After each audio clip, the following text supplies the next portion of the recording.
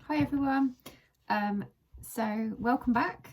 We've had a little break over Easter, but we are doing a monthly youth service from now on, as we did before. So I'm carrying on with the series on women in the Bible, and this month it's Ruth.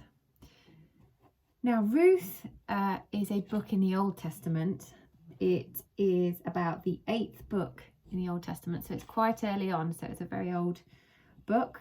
They think Samuel wrote it, and it is one of 2 books in the Old Testament named after women. So there are over 30 books in the Old Testament and only 2 named after women. And when you read the story, it's quite a short book. It's 4 chapters. When you read the story, which you can in one sitting quite easily, it's a really good story to read. There's a lot to pick out from it. When you read the story, you realise why the book's been included. It's like the book of Esther. When you read that book, again, quite a short book, you realise why Esther has a book named after her in the Old Testament as well. And for me, the reason these women are given such an honour is because of their character. And when I've looked at Mary and I've looked at Rahab, and they were chosen by God because of their characters, and their character seems to be the thing that stands out and that is talked about and is mentioned and seems to get God's attention. So Ruth's story starts with her mother-in-law, who is from Judah. So Naomi has escaped, Ruth's mother-in-law has escaped from Judah to Moab with her husband and 2 sons to avoid the famine in Israel. So the two Moabite women get married to Naomi's sons, Ruth and Orpah, and all seems to be well. However, Naomi's husband and her 2 sons all die within 10 years, leaving the 3 women widowed. So Naomi and her two daughters-in-law both widowed within the space of 10 years. This leaves the women without any security or family in the land of Moab. So Naomi decides to go back to her home, which is Bethlehem in Judah. It is her hometown, and she urges her 2 daughters-in-law to go back to their own families too. Orpah decides to go back to her family, leaving Naomi and Ruth alone. And Naomi again strongly urges Ruth to go back to her own family, as Naomi has nothing for her. But Ruth stays loyal, and she says some very now famous words. "Don't ask me to leave you and turn back. Wherever you go, I will go. Wherever you live, I will live. Your people will be my people, and your God will be my God." For some unknown reason, she shows great loyalty to Naomi, but also to Naomi's God, the God of Israel. Remember, she is a Moabite. She is not an Israelite, and her people would have worshipped other gods. So this is a very brave, bold thing to do. But here she makes a promise of faithfulness to Naomi and to God. She makes Naomi her family by staying with her. They are not related by blood, only by marriage, but in that moment they become family just through the action of Ruth's loyalty and her faithfulness. So they go back to Bethlehem as widows together. Now, in Bethlehem, Ruth and Naomi are actually protected by a couple of laws written in Leviticus at the very beginning of the Bible, which is the 3rd book of the Bible. Other male relatives are called kinsman redeemers, which means they are obligated to buy the land that the dead relative owned, and in this case, to marry Ruth too. Also, farmers in the fields are obliged by law to not pick up all the stalks of the crops they're harvesting, but to leave some for the poorer people to glean from the land in order to survive.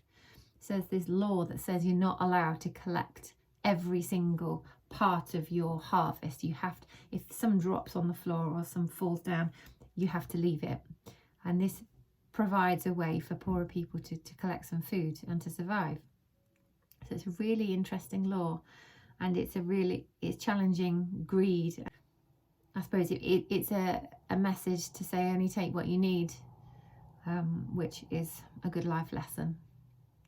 So it turns out in Bethlehem there is a man called Boaz who was related to Naomi's dead husband, who is now what is called their kinsman redeemer. Kinsman means family, and redeemer means someone who can buy the land and buy their protection.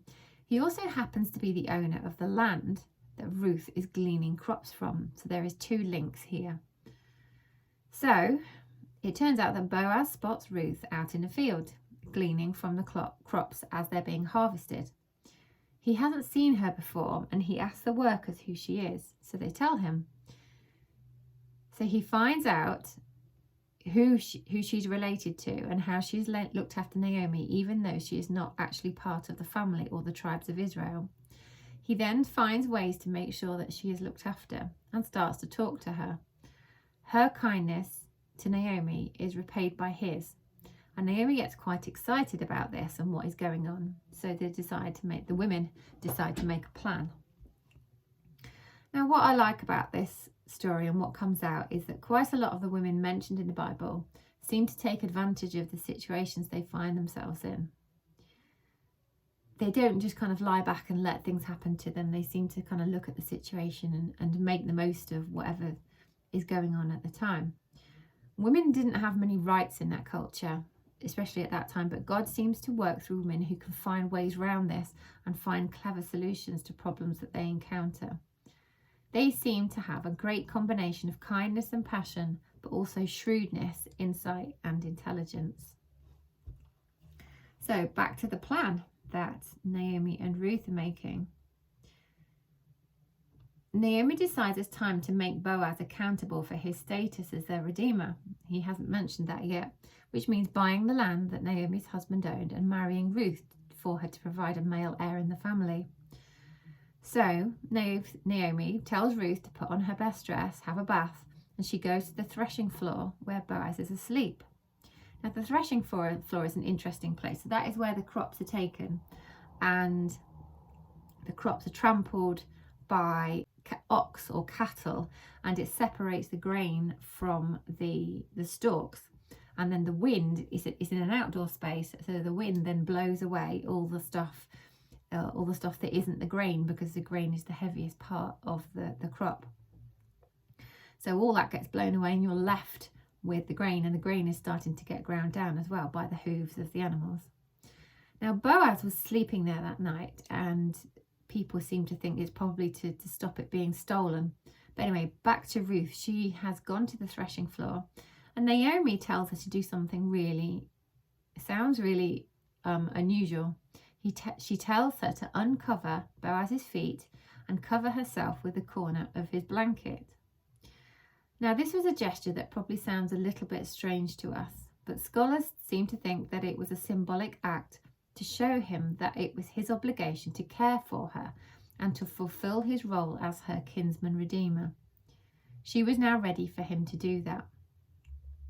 As it turned out, there was actually another male relative who was closer. So Boaz, doing the right thing, had to go and sort stuff out with him first. But this man, the closer male relative, was not willing to marry Ruth. He wasn't willing to take that on. So as tradition had it back then, he removed his sandal in the presence of 10 of the town elders and agreed that Boaz should be the redeemer, buy the land and marry Ruth. So, happy ending, they marry. Ruth has a baby boy named Obed, who is the father of Jesse, who is the father of King David. And as you work your way down from King David, you get to Jesus. So Ruth, through her actions, marries into God's people, marries Boaz, and ends up being a big part of Jesus's family tree. She was the great-grandmother of King David. So again, it is Ruth's character, her loyalty, her kindness, her faithfulness to Naomi and to God, her cleverness and her savvy good nature mean that she is mentioned in Jesus' family tree. She was just a Moabite widow, chosen by God to be part of his family and his story of salvation. God seems to be willing to use anyone with the right character to see his kingdom come on earth. So that's our story for today, all about Ruth. So I do recommend you read it. It's 4 chapters, and see what you make of it yourself. Okay, thank you. Bye for now.